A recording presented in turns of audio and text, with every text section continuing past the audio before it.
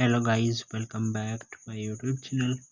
Today I will discuss about how to fix battery drain fast issue on iPhone after iOS 17 update. So how to fix this issue? First of all, I will request to my all friends, please subscribe and share my YouTube channel. Press the bell icon for more latest video. So do not waste any time. First of all, fix this issue. So how to fix this issue?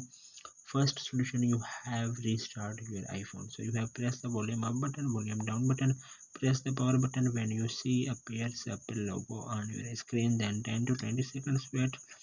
Do not lose any data on your iPhone, only reset all setting on your iPhone. Then second solution, you have reset all setting on your iPhone. So then you have open the setting, scroll up, then we have click on general, scroll up. So you have click on transfer or reset iPhone.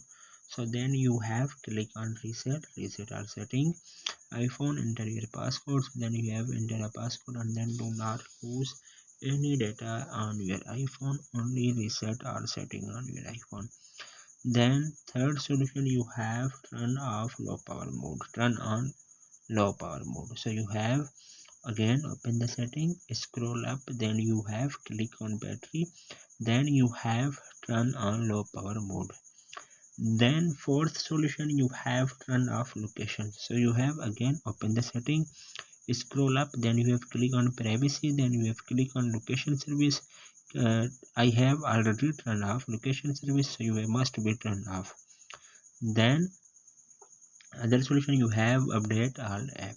So then you have open the app store. So then you have 5 seconds wait, and then you have app store ID icon, click here, scroll up, then you have update all app from here.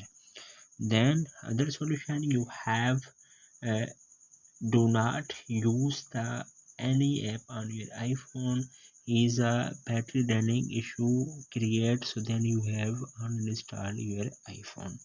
Then other solution, you have turn off Bluetooth and mobile data when you have not using on your iPhone. Then last solution, you have update iOS latest version. So then you have open the setting, and then you have click on general, click on software update iOS latest version on your iPhone available. So you have must be installed on your iPhone, then your problem will be fixed and 100% working. So then you have, hopefully guys, after watching this video you will all know. If you have any problems, so please let me know in the comments box. Thanks for watching. See you in the next video. Do not forget subscribe and share my YouTube channel. Allah Hafiz.